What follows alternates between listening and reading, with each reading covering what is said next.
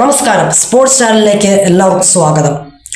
ഇന്നാണല്ലോ നമ്മൾ കാത്തിരുന്ന ആ മത്സരം. ഇന്ന് ഇന്ത്യയും സിംബാബ്വേയും കൂടി അവരുടെ മൂന്നാം മത്സരത്തിനായി ഇറങ്ങുകയാണ്. ഇന്ന് ഇന്ത്യൻ സമയം രാത്രി 7 മണിക്ക് ചെന്നൈയിലെ ചിക്പോക്ക് സ്റ്റേഡിയത്തിലാണ് മത്സരം തീപാറുമെന്ന കാര്യത്തിൽ യാതൊരു സംശയവും വേണ്ട.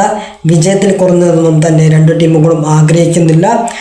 അതുകൊണ്ട് തന്നെ ടീമിൽ വമ്പൻ മാറ്റങ്ങൾക്ക് സാധ്യതയുണ്ടോ? സഞ്ജു സാംസൺ ഇന്ന് കളിക്കുമോ എന്നുള്ളതാണ് ആരാധകരും അതുപോലെ തന്നെ പ്രേക്ഷകരും ഉറ്റുനോക്കുന്ന ഒരു കാര്യം എന്ന് പറയുന്നത്. എന്താണ് പിച്ച് റിപ്പോർട്ടും വെതർ റിപ്പോർട്ടും നൽകുന്ന സൂചനകൾ എല്ലാം നമുക്കൊന്ന് വിശദമായി പരിശോധിക്കേണ്ടതുണ്ട്. അതിനു മുമ്പ് നമുക്ക് ഇന്ത്യയുടെ പ്രോബബിൾ ലൈനപ്പിലേക്കൊന്ന് കണ്ണോടിക്കേണ്ടതുണ്ട്. ഇന്ത്യയുടെ പ്രോബബിൾ ലൈനപ്പിലേക്ക് കണ്ണോടിക്കുന്നതിന് മുമ്പ് പ്രമുഖ മാധ്യമങ്ങൾ എന്താണ് റിപ്പോർട്ട് ചെയ്യുന്നത് നോക്കാം. പ്രമുഖ മാധ്യമങ്ങൾ റിപ്പോർട്ട് ചെയ്യുന്നത് ഇങ്ങനെയാണ്: ഇന്ന് സഞ്ജു സാംസൺ ഇന്നത്തെ മത്സരത്തിൽ കളിക്കുമെന്ന് തന്നെയാണ് പ്രമുഖ മാധ്യമങ്ങൾ റിപ്പോർട്ട് ചെയ്യുന്നത്. അതുകൊണ്ട് തന്നെ ഇന്ത്യൻ ടീമിലെ പല മാറ്റങ്ങൾക്ക് സാധ്യതയുണ്ടെന്നും പറയുന്നുണ്ട്. അങ്ങനെയെങ്കിൽ അക്സർ പട്ടേൽ തിരിച്ചു വരാനുള്ള സാധ്യതയും കാണുന്നുണ്ട്. പിന്നെ റിങ്കു സിംഗ് ഇന്നത്തെ മത്സരത്തിൽ കളിക്കാൻ സാധ്യതയില്ല എന്ന് പറയുന്നുണ്ട്. അങ്ങനെയെങ്കിൽ കുൽദീപ് യാദവിന് ഒരു അവസരം കൂടി കിട്ടാനുള്ള സാധ്യതകളും കാണുന്നുണ്ട്. അങ്ങനെയെങ്കിൽ ഇന്ത്യയുടെ ഒരു സാധ്യത പ്രോബബിൾ ലൈനപ്പ് ഇങ്ങനെയായിരിക്കാം: അഭിഷേക് ശർമ്മയും സഞ്ജു സാംസണും കൂടി ഓപ്പൺ ചെയ്യാൻ തന്നെയായിരിക്കും സാധ്യത. ദെൻ ഇഷാൻ കിഷൻ, തിലക് വർമ്മ, സൂര്യകുമാർ യാദവ്, ശിവം ഡ്യൂബെ, ഹാർദിക് പാണ്ഡ്യ, അക്സർ പട്ടേൽ, അർഷദീപ് സിംഗ് അല്ലെങ്കിൽ കുൽദീപ് യാദവ്, ജസ്പ്രീത് ബുംറ, വരുൺ ചക്രവർത്തി. ഇതാണ് നമ്മൾ പ്രതീക്ഷിക്കുന്ന ഇന്ത്യയുടെ ഒരു പ്രോബബിൾ ലൈനപ്പ് എന്ന് പറയുന്നത്. മറുഭാഗത്ത് എന്ത് തന്ത്രങ്ങളായിട്ടായിരിക്കും സിംബാബ്വെ ഇറങ്ങുക? അവരെ ഒട്ടും വില കുറച്ച് കാണാൻ പറ്റത്തില്ല. അവർക്കും നല്ല മികച്ച ടീമുള്ളതാണ്. അതുകൊണ്ട് തന്നെ അവർ പല മാറ്റങ്ങൾക്കും മുതിർന്നേക്കാം. അങ്ങനെയെങ്കിൽ സിംബാബ്വെയുടെ ഒരു പ്രോബബിൾ ലൈനപ്പ് നമുക്കൊന്ന് പരിശോധിക്കാം. ചിലപ്പോൾ കഴിഞ്ഞ മത്സരത്തിലുള്ള അതേ സെയിം പ്ലേയിങ് ലെവലിൽ നിലനിർത്താനും സാധ്യതകൾ കാണുന്നുണ്ട്. അങ്ങനെയെങ്കിൽ സിംബാബ്വെയുടെ ഒരു പ്രോബബിൾ ലൈനപ്പ് ഇങ്ങനെയായിരിക്കാം: ബ്രെയിൻ ബനേറ്റും തടിവനേശയും മരുമണിയും കൂടി ഓപ്പൺ ചെയ്യാൻ തന്നെയായിരിക്കും സാധ്യതകൾ കാണുന്നത്.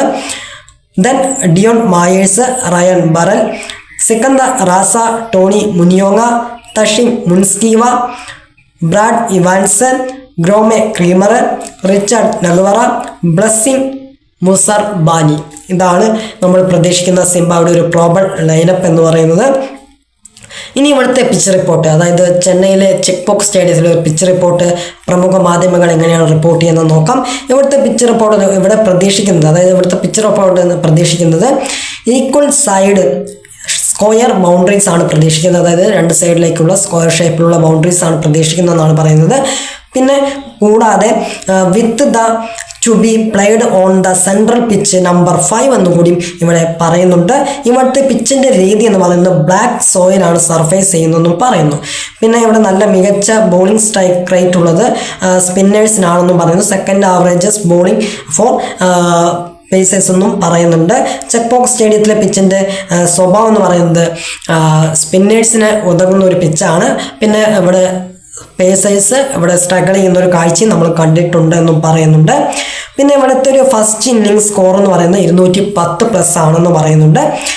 അതുകൊണ്ട് തന്നെ റൺസ് ഒഴുകുന്നത് തന്നെയാണ് പ്രതീക്ഷിക്കുന്നത്. ഫസ്റ്റ് ബാറ്റിങ്ങിൽ പറ്റിയൊരു പിച്ച് കൂടിയാണ്. അതുകൊണ്ട് തന്നെ ഈ പിച്ച് ബാറ്റേഴ്സിനെ അനുകൂലിക്കുന്ന ഒരു പിച്ചാണ് എന്നും പറയുന്നു. സെക്കൻഡ് ചേസിങ് അത്ര ഡിഫിക്കൽട്ടായിട്ടുള്ള ഒരു ഘടകമാണെന്നും പറയുന്നുണ്ട്. അതുകൊണ്ട് തന്നെ ടോസ് ഇവിടെ ഒരു നിർണായക ഘടകം ആയിട്ട് വരാനും സാധ്യതയുണ്ട്.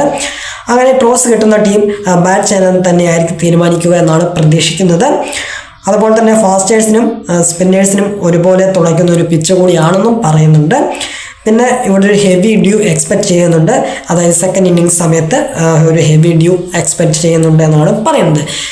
ഇവിടെ ഫസ്റ്റ് ബാറ്റിംഗ് തിരഞ്ഞെടുത്തിട്ട് വിജയിച്ചിട്ടുള്ളത് 7 തവണയാണ്. പിന്നെ സെക്കൻഡ് ബാറ്റിംഗ് തിരഞ്ഞെടുത്ത സമയത്ത് 2 തവണ മാത്രമാണ് വിജയിച്ചിട്ടുള്ളതെന്നും കീപ് സ്റ്റാറ്റ്സ് പറയുന്നുണ്ട്. ഇനി ഇവിടുത്തെ ഒരു വെതർ റിപ്പോർട്ട് എന്താണ് പറയുന്നത് നോക്കാം.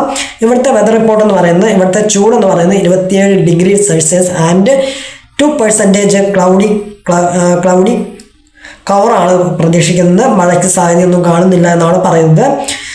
ഓക്കെ, ഇനി ഇന്ത്യയും സിംബാബ്വേയും തമ്മിൽ ഏറ്റുമുട്ടിയപ്പോഴുള്ള ഹെഡ് ടു ഹെഡ് T20 റെക്കോർഡാണ് പറയുന്നത്. ഇവർ രണ്ടുപേരും കളിച്ചിരിക്കുന്നത് 13 വട്ടമാണ്.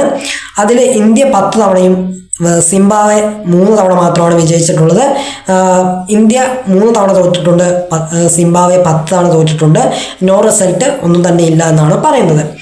പിന്നെ ഇവിടുത്തെ അതായത് ഇനിയിപ്പോൾ രണ്ടുപേരും കഴിഞ്ഞ മത്സരം തോറ്റിട്ടാണ് വരുന്നത്. അതുകൊണ്ട് തന്നെ നല്ലൊരു മികച്ചൊരു പോരാട്ടം നമുക്ക് കാണാനായിട്ട് സാധിക്കും. അതുകൊണ്ട് തന്നെ വലിയൊരു മാർജിനിൽ വിജയിക്കേണ്ടത് രണ്ട് ടീമിനും നെറ്റ് റൺ റേറ്റ് കൂട്ടുവാൻ നല്ല വലിയൊരു മാർജിനിൽ വിജയിക്കണമെന്നാണ് പറയുന്നത്.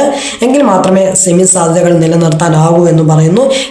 പിന്നെ ഇന്ന് ഉച്ചയ്ക്ക് 3 മണിക്ക് വെസ്റ്റ് ഇൻഡീസ് സൗത്ത് ആഫ്രിക്കയും തമ്മിൽ ഏറ്റുമുട്ടുന്നുണ്ട്. അതിൽ സൗത്ത് ആഫ്രിക്ക വിജയിച്ചു കഴിഞ്ഞാൽ ഇന്ത്യക്ക് സെമി സാധ്യതകൾ എളുപ്പമാകാനും അതുകൊണ്ട് തന്നെ സാധിക്കുമെന്നും പറയുന്നുണ്ട്.